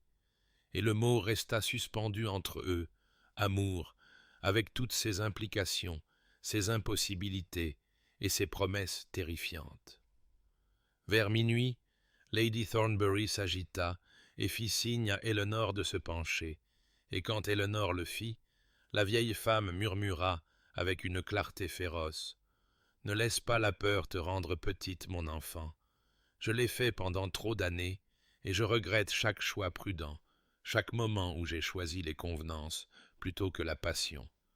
Et Eleanor sentit les larmes couler, car ces mots étaient à la fois bénédiction et commandement, permission et défi. Lady Thornbury tourna la tête pour regarder son neveu et dit « Toi aussi, Alexander, ne gaspille pas ce qui t'a été donné. » Puis elle ferma les yeux avec un soupir de contentement, comme si, ayant livré cette sagesse finale, elle pouvait se reposer. Alors que l'aube se levait, pâle et rose à travers les fenêtres, peignant la pièce d'une lumière douce, Lady Thornbury prit une dernière inspiration paisible et n'en prit tout simplement pas une autre, s'éteignant si tranquillement qu'Elinor manqua presque le moment de la transition. Elle et le duc restèrent assis dans un silence stupéfait de chaque côté de l'enveloppe vide qui avait abrité tant de sagesse et de bonté. Puis, sans un mot, ils se tendirent la main par-dessus le lit et se la serrèrent, unis dans un deuil qui semblait pur et partagé, pleurant ensemble en égaux pour la première fois, non plus séparés par les murs de classe et de convenance qu'Éléanore avait si soigneusement entretenus, et en ce moment de perte, Éléanore comprit que Lady Thornbury leur avait fait à tous deux un dernier cadeau, pas seulement sa bénédiction, mais le dépouillement de toute prétention, les laissant à nu, honnêtes et enfin, terriblement, prêts à se voir clairement. La lecture du testament eut lieu 3 jours après les funérailles dans le bureau de Lady Thornbury, une pièce où Éléanore n'était jamais entrée pendant son emploi, car c'était le sanctuaire privé de la vieille femme. Elle était maintenant assise inconfortablement sur une chaise à dossier droit, tandis que le notaire, un vieil homme sec nommé M. Pemberton, arrangeait ses papiers avec une précision méticuleuse, et le duc se tenait près de la fenêtre, regardant les jardins encore magnifiques, malgré la chaleur du début de l'été, ses vêtements de deuil noir le faisant paraître encore plus distant que d'habitude. Elinor se dit qu'elle partirait dès que les formalités seraient terminées, car elle n'avait certainement rien à faire là, présente à la division de la succession de Lady Thornbury entre sa famille. M. Pemberton s'éclaircit la gorge et commença à lire de sa voix de papier,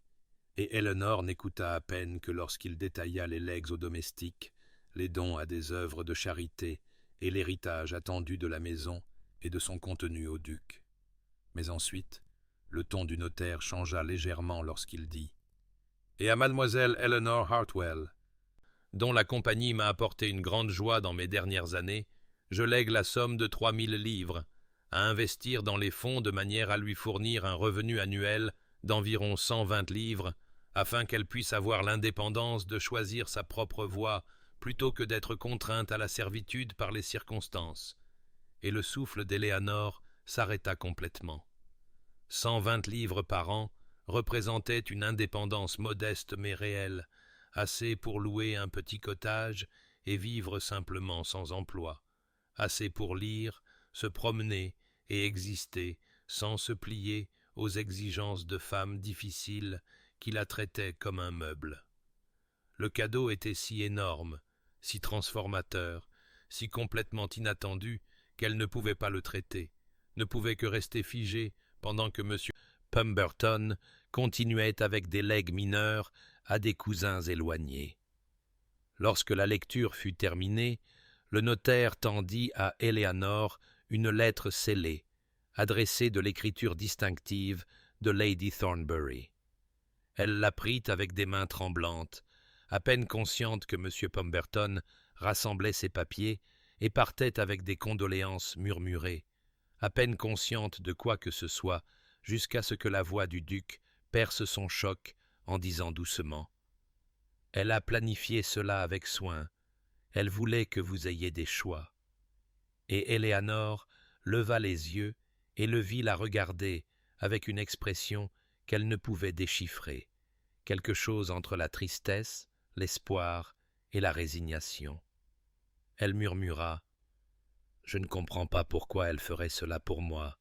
Je n'ai été sa dame de compagnie que pendant quelques mois. » Mais tout en parlant, elle savait que ce n'était pas entièrement vrai, que quelque chose de plus profond était passé entre elle et la vieille femme, une reconnaissance et une affection qui transcendaient les limites de l'emploi. Le duc s'approcha et dit « Ma tante vous voyait clairement, Éléanore. Elle voyait votre intelligence gaspillée, votre esprit lentement écrasé par la nécessité d'une servitude invisible, et elle voulait vous donner ce qu'elle-même n'a jamais eu, jusqu'à ce que le veuvage la libère, la capacité de choisir votre vie, plutôt que de l'avoir choisie pour vous, par la pauvreté ou les convenances. L'entendre prononcer son prénom si naturellement, sans le « Mademoiselle Hartwell » qui marquait la distance et la formalité, fit douloureusement contracter le cœur d'Eleanor, car ils étaient seuls maintenant,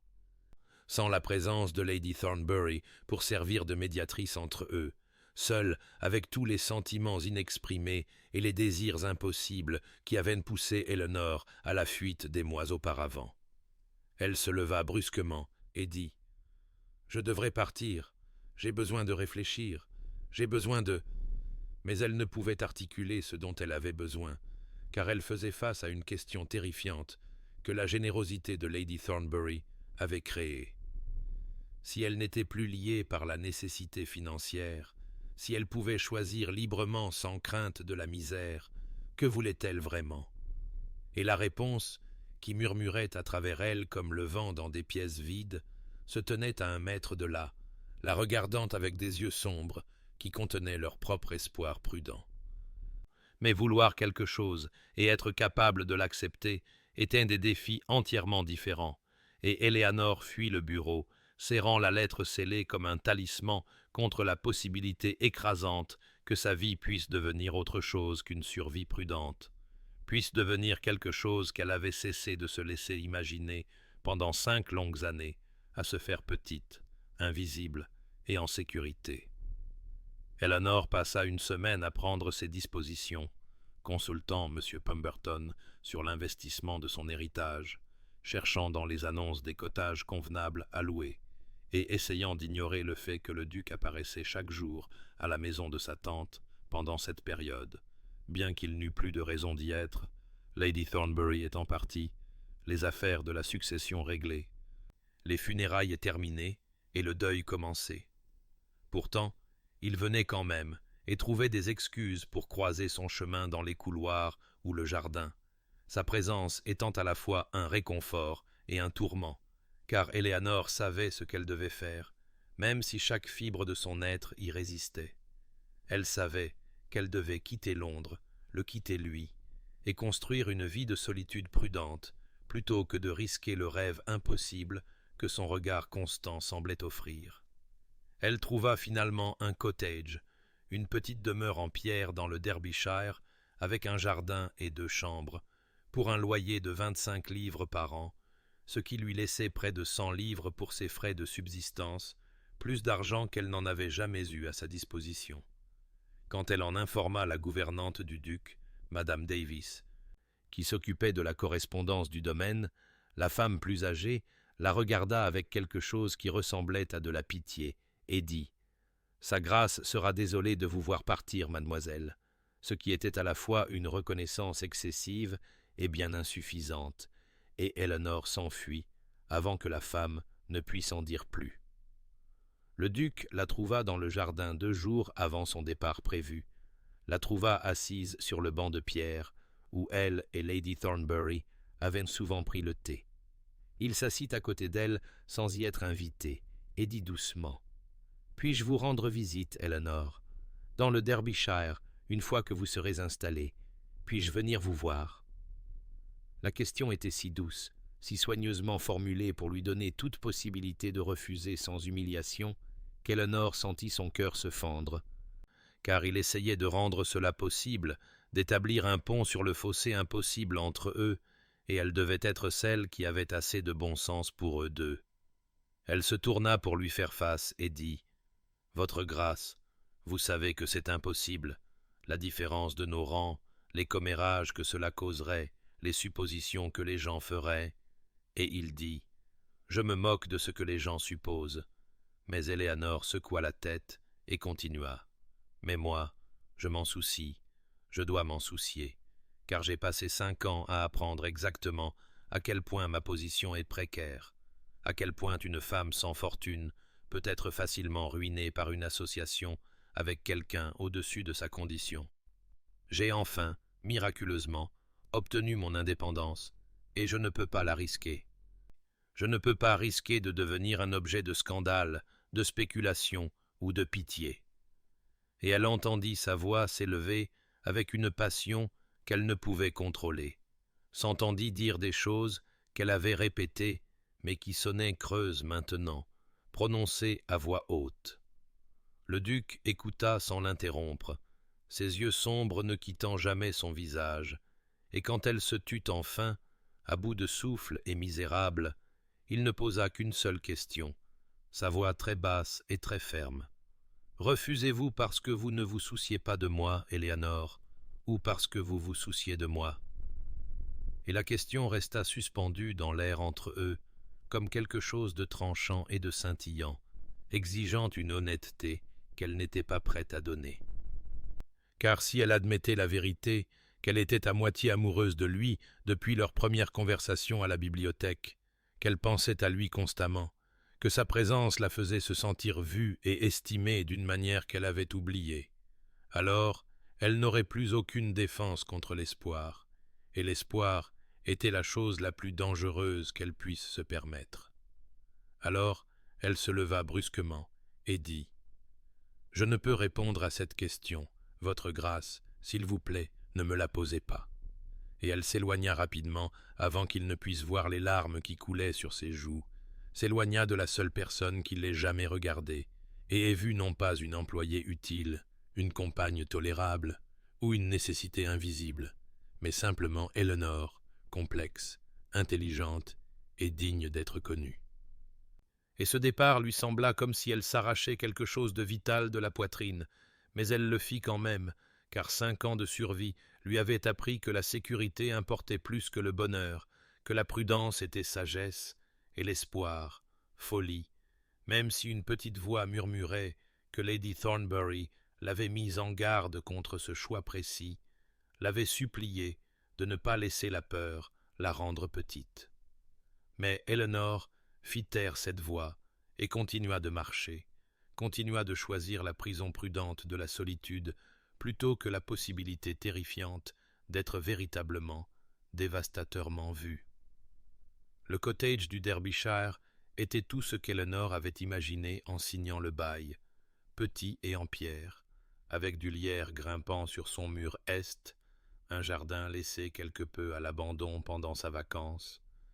2 pièces en bas et 2 à l'étage, des fenêtres donnant sur des collines ondoyantes où des moutons paissaient dans des champs lointains.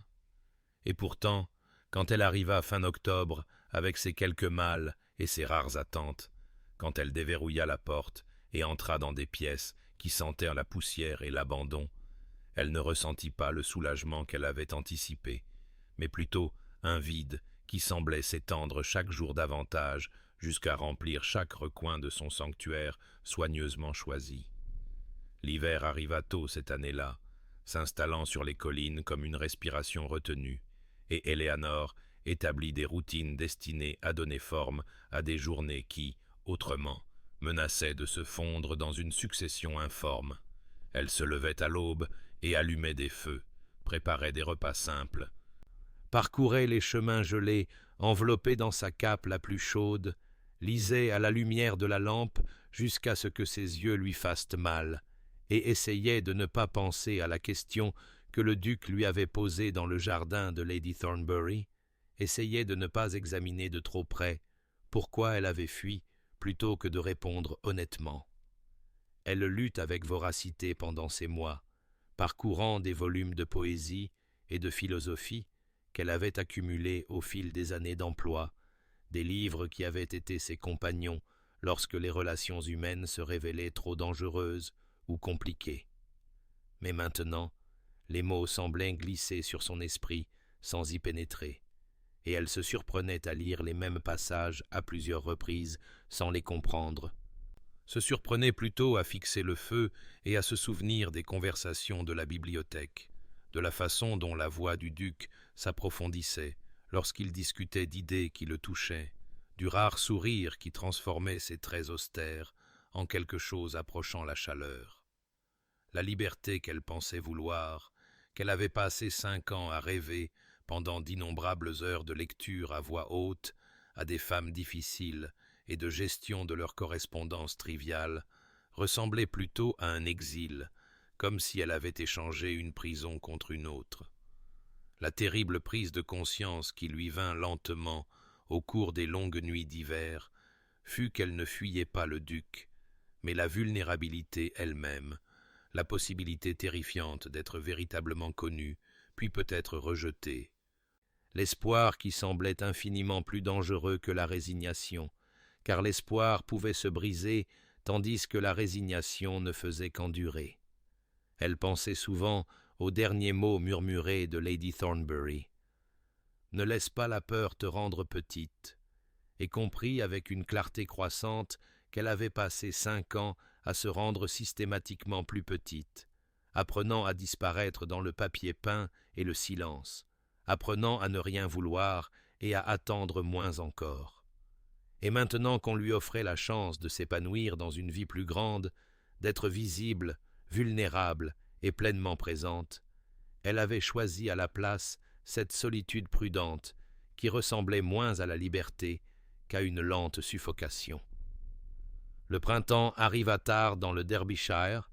la neige persistant dans les coins ombragés jusqu'en mars. Mais quand il arriva enfin, ce fut avec une violence soudaine, les crocus perçant le sol gelé et les oiseaux revenant avec une célébration rauque. Un matin, Éléanore se tenait dans son jardin sauvage, observant la nouvelle vie se frayer un chemin vers l'existence,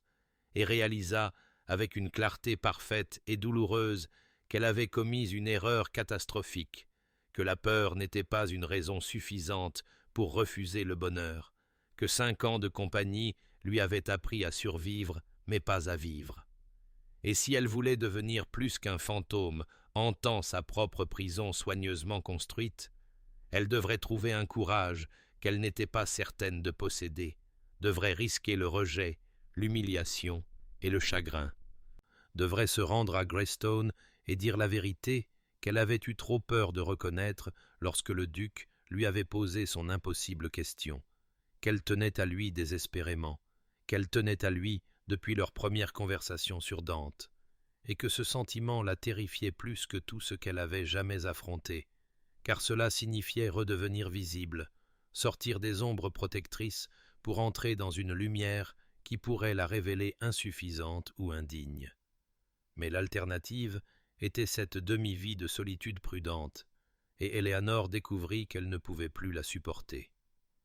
Éléanore prit la diligence vers le nord au début d'avril, sa petite valise ne contenant que le nécessaire et la première édition de Browning que le duc lui avait offerte des mois auparavant, un talisman de courage qu'elle portait comme une promesse à elle-même de ne pas fuir cette fois, de ne pas choisir la sécurité plutôt que la vérité.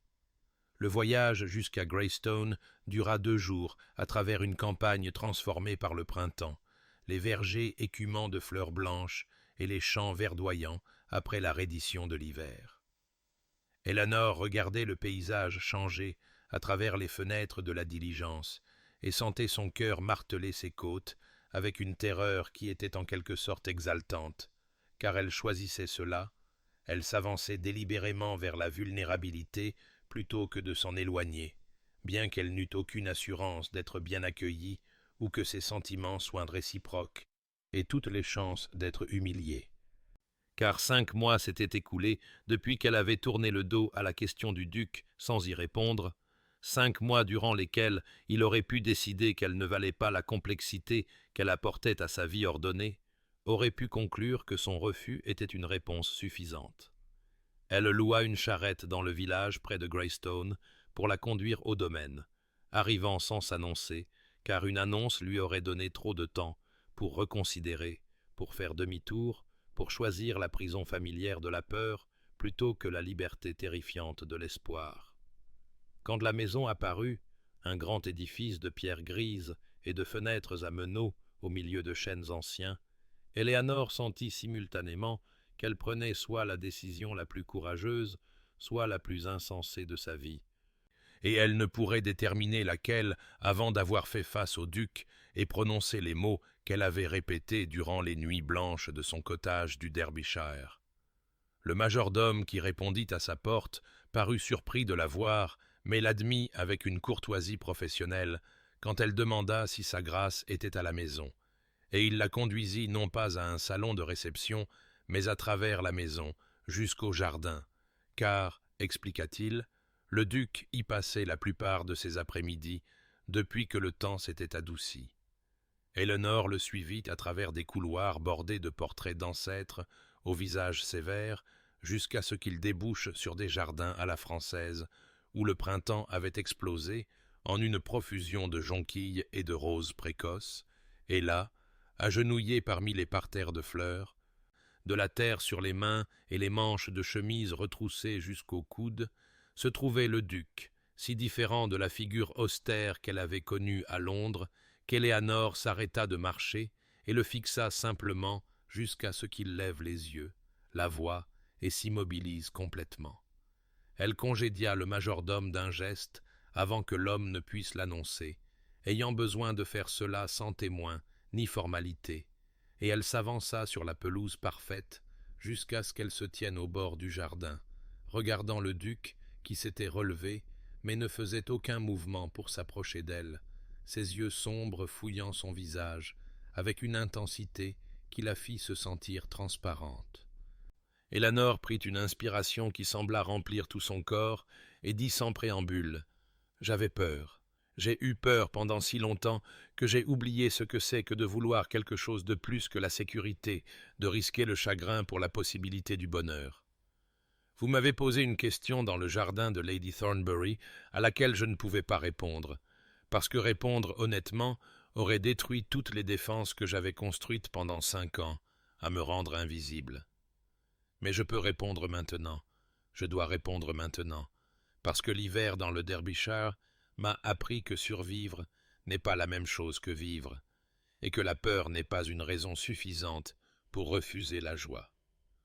Alors je vais vous dire la vérité, qui est que je tiens à vous désespérément, que je tiens à vous depuis notre première conversation sur Dante, bien que je ne veuille pas l'admettre, même à moi-même. Et je sais que le fossé entre nos positions rend cela impossible selon toutes les mesures que la société reconnaît. Je sais que je ne vous apporte que des complications et un scandale potentiel, mais je devais venir ici et vous dire que j'ai eu tort de partir, tort de choisir l'orgueil plutôt que l'honnêteté, tort de laisser la peur me rendre petite, alors que vous m'aviez offert le don extraordinaire d'être véritablement vu. Et si vous avez dépassé ce que vous ressentiez lors de ces conversations à la bibliothèque, si 5 mois de ma lâcheté vous ont convaincu que je ne vaux pas les ennuis que je vous apporterai sans aucun doute, alors je l'accepterai, je partirai et ne vous importunerai plus jamais.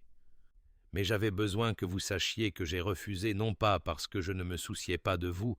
mais parce que je m'en souciais trop, et cela a fait toute la différence. » Le duc resta immobile parmi ces roses pendant ce qui parut une éternité, après que les mots d'Éléanore furent tombés dans le silence entre eux, ses yeux ne quittant jamais son visage, et elle regarda les émotions traverser ses traits austères comme des nuages dans un ciel de mars. La surprise, suivie de quelque chose qui aurait pu être de la douleur, suivie de quelque chose d'autre qu'elle ne pouvait pas tout à fait nommer, mais qui lui coupa le souffle. Quand il parla enfin, sa voix était rauque, comme s'il ne l'avait pas utilisée correctement depuis des mois, ce qui était peut-être le cas. « Je pensais que votre refus signifiait de l'indifférence, » dit-il, et Éléonore entendit dans ces mots l'écho de son propre isolement hivernal. « Je pensais, quand vous êtes parti, que j'avais tout mal interprété, que les conversations que nous partagions ne signifiaient rien de plus qu'un agréable discours pour passer le temps, que j'avais projeté ma propre solitude désespérée sur une gentillesse neutre et m'étais ridiculisé en espérant plus. Mais je ne pouvais pas tout à fait me convaincre d'arrêter d'espérer, même quand la logique l'exigeait, même quand 5 mois passèrent sans un mot, et que je me disais quotidiennement que vous aviez clairement exprimé votre position et que je devais la respecter et continuer ma vie telle qu'elle était, avant que vous n'entriez dans le salon de Lady Thornbury et me fassiez me souvenir de ce que c'était que d'être pleinement vivant. » Il s'avança alors, comblant la distance entre eux jusqu'à ce qu'Eleanor puisse voir la terre sous ses ongles, une tache de saleté sur son col, et la façon dont ses yeux sombres brillaient d'un éclat qu'elle reconnaissait maintenant comme de l'espoir tempéré par la prudence. Et il continua de parler comme si les mots s'étaient accumulés en lui pendant des mois et ne pouvaient maintenant plus être arrêtés. Vous avez ramené la lumière dans un monde qui était devenu gris après la mort de Catherine, dit-il, et Éléanore remarqua qu'il prononçait le nom de sa défunte épouse sans la distance prudente qu'il avait maintenue dans leur première conversation, comme si l'honnêteté d'Éléanore lui avait donné la permission d'être honnête à son tour. Non pas parce que vous avez essayé de remplacer ce que j'avais perdu, mais parce que vous étiez si entièrement vous-même, brillante, prudente, gentille et effrayée. Oui, j'ai vu votre peur même quand vous vous pensiez invisible. J'ai vu comment vous aviez appris à vous faire petite pour survivre dans un monde qui n'avait pas de place appropriée pour des femmes comme vous, des femmes trop instruites pour la servitude, mais trop pauvres pour la société. Et je voulais vous donner l'espace d'être grande à nouveau, de prendre de la place, de dire ce que vous pensiez et d'exister sans excuse.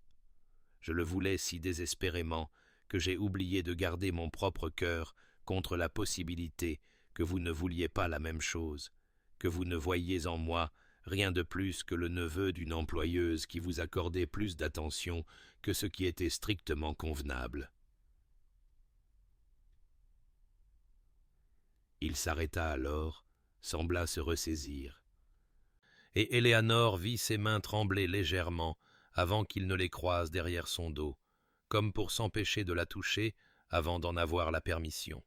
« Je ne demande pas de réponse maintenant, » dit-il doucement. « Je ne demande rien, sauf la chance de vous faire la cour convenablement, ouvertement, de laisser notre relation recommencer sans les contraintes de votre emploi, de la maison de ma tante ou du poids des attentes que nous portions tous les deux. De découvrir ensemble si ce que nous avons trouvé dans ces conversations à la bibliothèque peut se transformer en quelque chose de durable et de réel. Et si vous m'accordez cette chance, si vous m'autorisez à vous rendre visite, à vous écrire et à construire quelque chose d'honnête entre nous, alors j'attendrai aussi longtemps que nécessaire pour que vous vous sentiez certaine. J'attendrai des années si c'est ce qu'il vous faut, parce qu'Éléanore, vous valez la peine d'attendre. Vous avez toujours valu bien plus que ce que le monde vous a donné, et si vous me le permettez, je passerai ma vie à essayer de vous montrer cette vérité. » Éléanore sentit des larmes couler sur son visage, bien qu'elle n'eût pas réalisé qu'elle pleurait, sentit quelque chose de serré et de froid dans sa poitrine se desserrer, se réchauffer et s'étendre jusqu'à ce qu'elle puisse respirer correctement pour ce qui semblait être la première fois en 5 ans. Elle sourit à cet homme qui se tenait devant elle, couvert de terre de jardin, lui offrant non pas une demande en mariage, mais une invitation à un partenariat, à être pleinement vue et estimée. Et elle dit simplement « Oui, oui, je vous accorderai cette chance. Je nous accorderai à tous les deux cette chance, parce que je suis fatiguée d'avoir peur et prête à découvrir ce que nous pourrions devenir ensemble. » Des mois plus tard, alors que l'été s'était approfondi en une abondance dorée à travers les vastes parcs de Greystone, Éléanore se retrouva transformée de manière visible et invisible, bien que la transformation soit venue progressivement, par des moments accumulés plutôt que par une révélation soudaine. Par des promenades matinales dans les jardins du duc, où il lui apprit les noms des roses que sa défunte épouse avait plantées, et où elle lui apprit à voir les motifs mathématiques dans les arrangements floraux. Par des lettres d'après-midi qui arrivaient à son cottage du Derbyshire avec une telle régularité que le receveur des postes se mit à sourire d'un air entendu en les lui remettant. Par des visites en soirée où le duc parcourait les 20 miles de Greystone pour s'asseoir dans son modeste salon et discuter de philosophie, de poésie et des détails ordinaires de leurs journées séparées, comme si un tel partage était la chose la plus naturelle du monde. La société le remarqua, bien sûr, car la société remarque toujours quand un duc prête attention à quelqu'un. Les ragots qui avaient couvé pendant l'emploi d'Éléanore chez Lady Thornbury bouillonnaient maintenant dans les salons de trois comtés.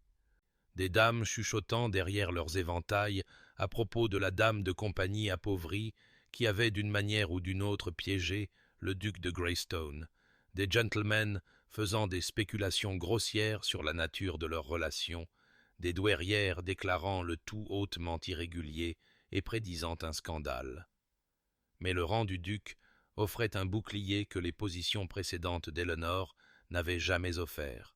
et il fit clairement savoir, par ses actions et ses paroles, que quiconque parlerait en mal de mademoiselle Hartwell se trouverait malvenu à Greystone et, par extension, malvenu dans une grande partie de la bonne société, ce qui se révéla remarquablement efficace pour faire taire les langues les plus venimeuses. Éléanore apprit durant ces mois à naviguer dans le monde du duc sans s'y perdre,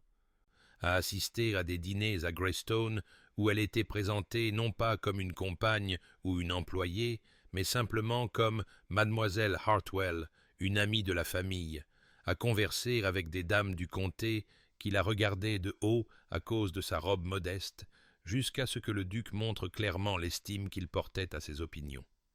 à accepter la réalité qu'elle serait toujours examinée plus attentivement que quelqu'un né dans le privilège, mais qu'un tel examen ne devait pas déterminer sa valeur ou son bonheur. Le duc, à son tour, apprit à voir au-delà des hiérarchies rigides qui avaient structuré toute sa vie, à reconnaître que le caractère importait plus que les quartiers de noblesse sur un blason, que l'intelligence, la gentillesse et la force durement acquises d'Éléanore la rendaient plus apte à être sa partenaire que n'importe quelle dame bien née qui n'avait jamais connu la lutte ni développé de résilience par nécessité, et il commença à comprendre que ce qu'il avait pris pour l'ordre social convenable n'était souvent qu'un préjugé confortable qui empêchait une véritable connexion.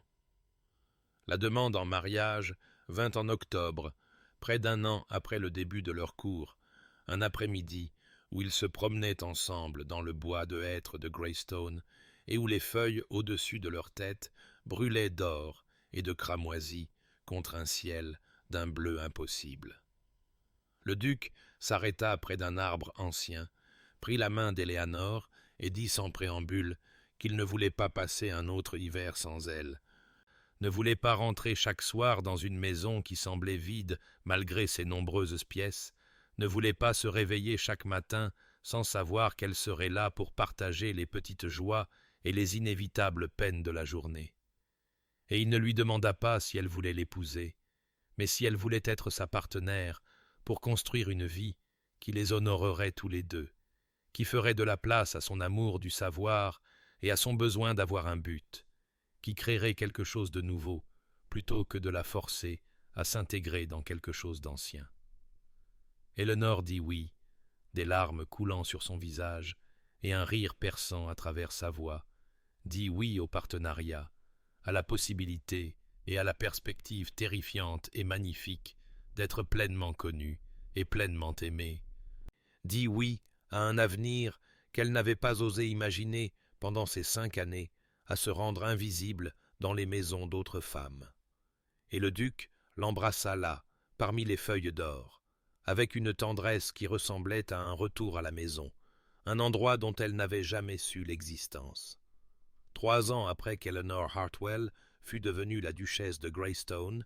par un après-midi d'avril où la lumière du soleil filtrait à travers les hautes fenêtres de la bibliothèque du domaine et illuminait des grains de poussière qui flottaient comme de la neige dorée dans un air parfumé de reliures en cuir, de cire d'abeille et du doux parfum de violette qu'Éléanore s'était enfin autorisée à porter sans culpabilité,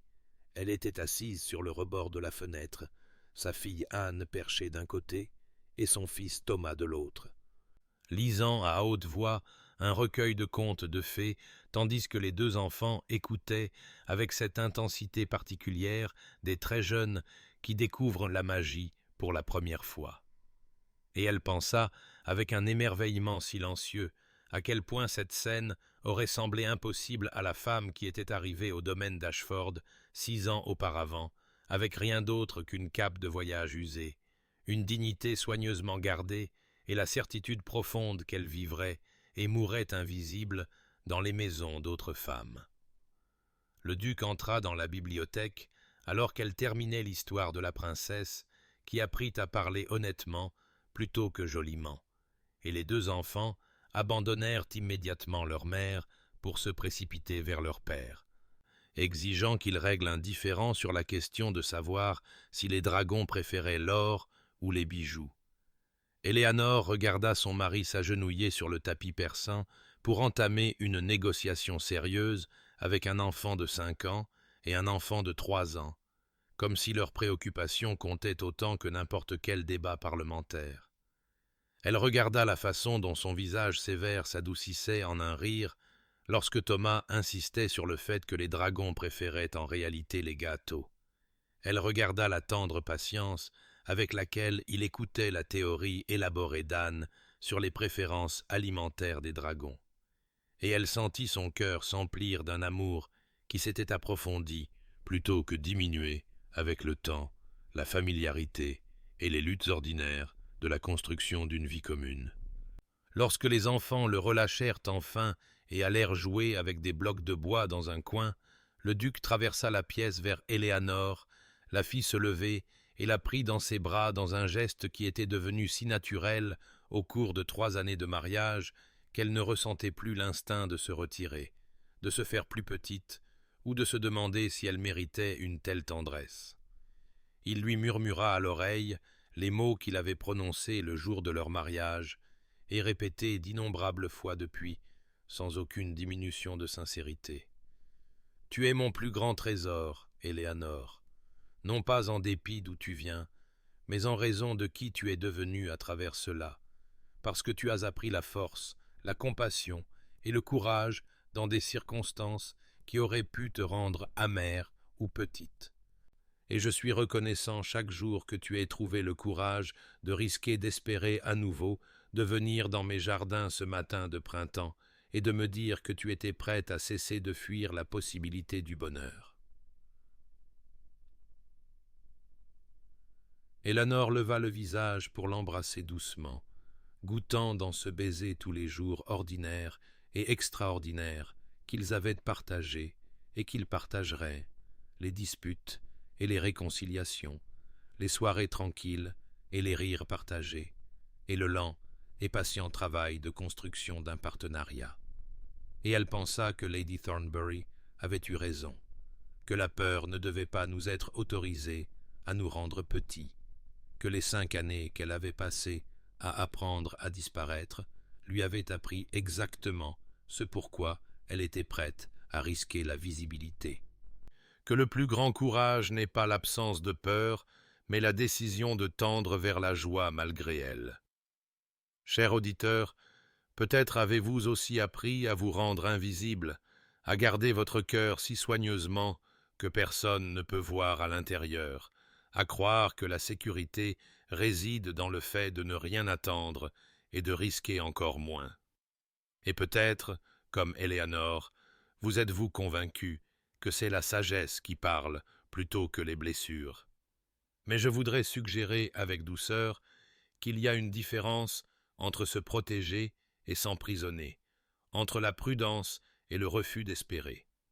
et que parfois, la chose la plus courageuse que nous puissions faire est de nous laisser être pleinement vus par quelqu'un qui a mérité le privilège de nous voir, de dire notre vérité même quand nos voix tremblent,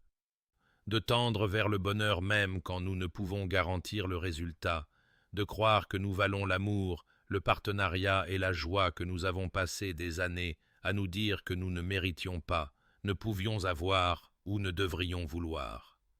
Votre valeur n'est pas déterminée par les postes que vous avez occupés, les maisons que vous avez servies, ou les manières dont le monde a essayé de vous rendre petit. Vous portez en vous la même capacité de transformation qu'Éléanore a découverte, le même potentiel pour une vie bâtie sur l'honnêteté plutôt que sur la peur, sur la connexion plutôt que sur l'isolement, sur le courage d'espérer même après que l'espoir vous a déçu. Et si vous vous accordez la permission de vouloir plus que la simple survie, de croire que vous méritez d'être apprécié pour exactement qui vous êtes, de risquer la vulnérabilité d'être pleinement connu et pleinement présent dans votre propre vie. Alors peut-être découvrirez-vous aussi que les plus grands trésors ne sont pas les choses que nous saisissons, mais les moments que nous nous autorisons à recevoir. Puissiez-vous trouver le courage de cesser de vous rendre invisible. Puissiez-vous découvrir un partenariat qui honore votre être tout entier. Puissiez-vous apprendre que la peur n'est pas une raison suffisante pour refuser la joie. Et puissiez-vous vous reposer ce soir en sachant que votre histoire, comme celle d'Éléanore, est encore en train de s'écrire et que les meilleurs chapitres sont peut-être encore à venir. Cette histoire vous est proposée par Whispered Chronicles, où nous croyons que chaque cœur mérite d'espérer à nouveau. S'il vous plaît, aimez et abonnez-vous pour entendre d'autres récits de transformation et du courage d'être vu.